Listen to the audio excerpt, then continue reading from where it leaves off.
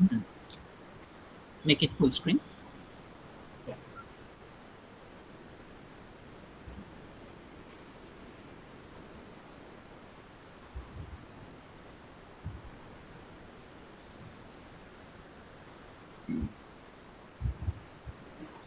Yeah, is that.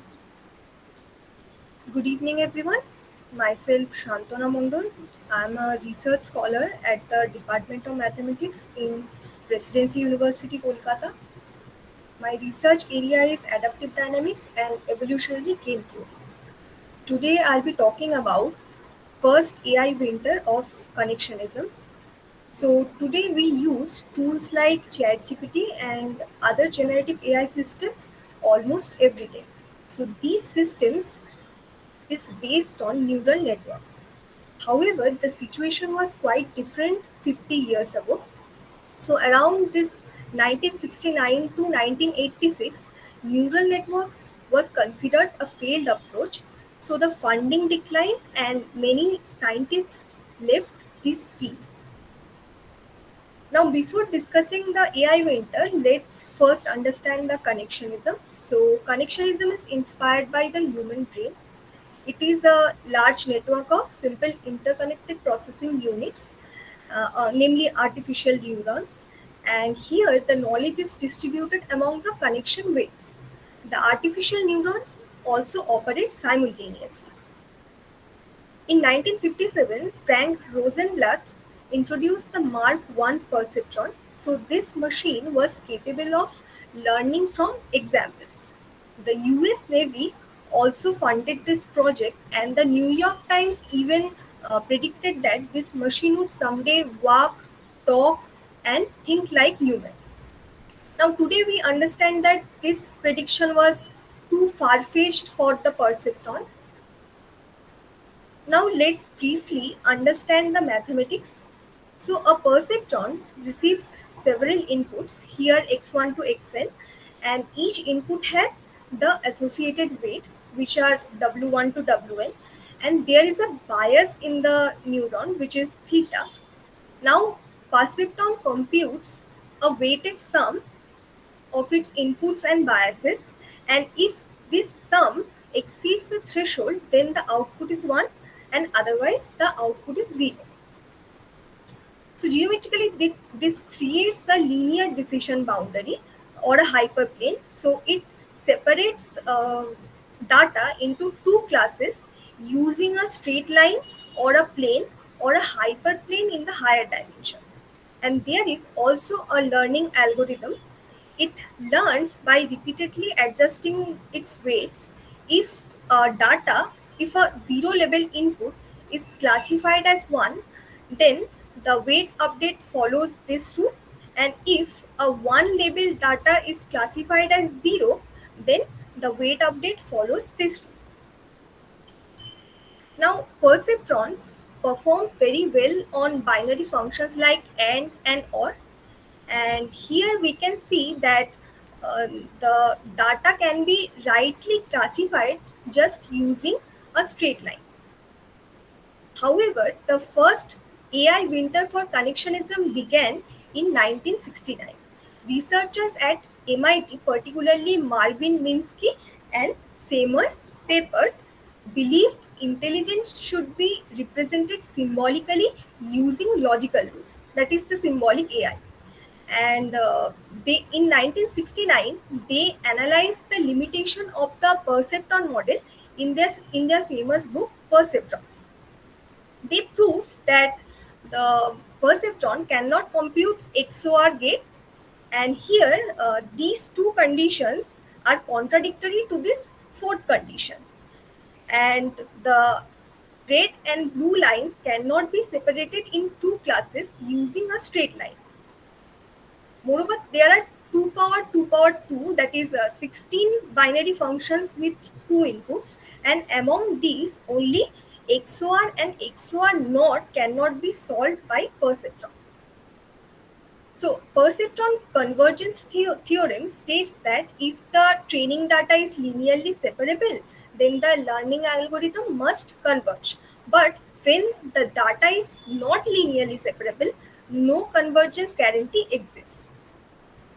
This figure here shows a non-linearly separable data, and this explains exactly why XOR cannot be learned by a perceptron. Now, many people misunderstood what the XOR limitation actually meant. They thought that the neural networks could never solve complex problems, so the research funding reduced, and this period is known as the first AI winter. In 1973, Lighthill report also criticized this AI research, and as a result, funding in UK was greatly reduced. In the US, DARPA also reduced the funding, and because of this, many researchers stopped working on neural networks. However, even during the AI winter, some researchers continued their work. For example, Paul Warburg proposed backpropagation in his PhD thesis way back in 1974, and John Hopfield introduced recurrent neural networks, and also Geoffrey Hinton developed the Boltzmann machine. And Nature published the backpropagation in 1986. These advances laid the foundation for the revival of the neural network. So, an important lesson is that Minsky and Papert proved only that a single layer perceptron cannot compute XOR. But many people mistakenly concluded that all neural networks are completely useless. And this misunderstanding contributed to the AI winter. Now, this timeline here summarizes the rise, fall, and eventual recovery of the connectionism.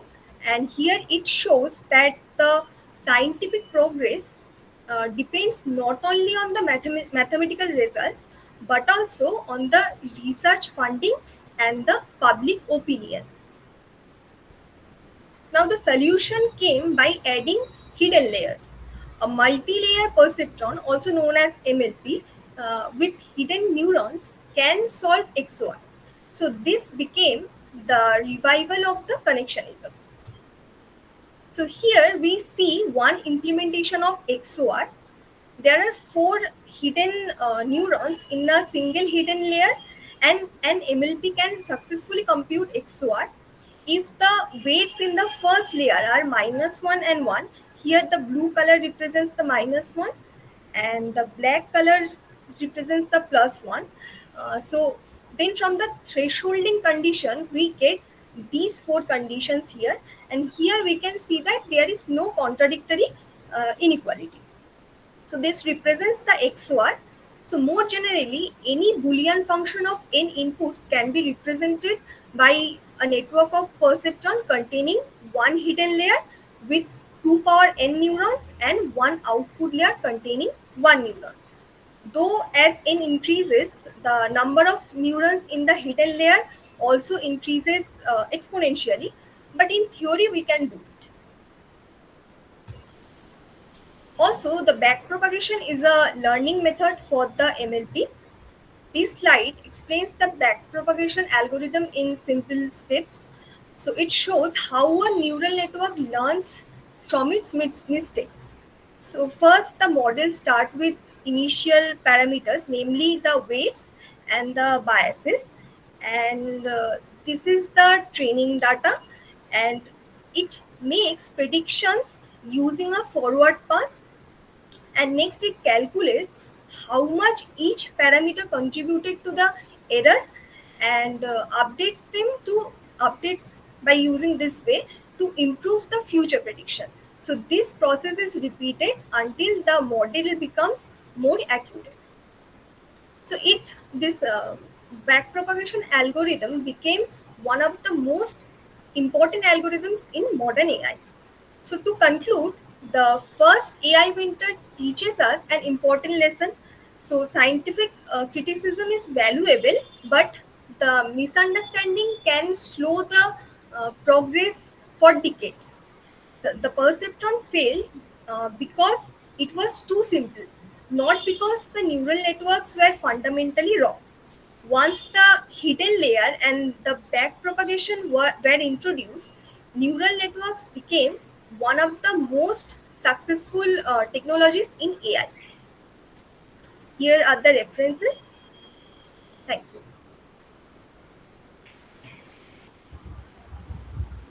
So yes, that was nice, and you have actually explored the ideas of the old model of perceptron and how this can be actually evolved into the ideas of different number of networks, a multiple number of networks of these perceptrons, and that can evolve into the idea of the neural network.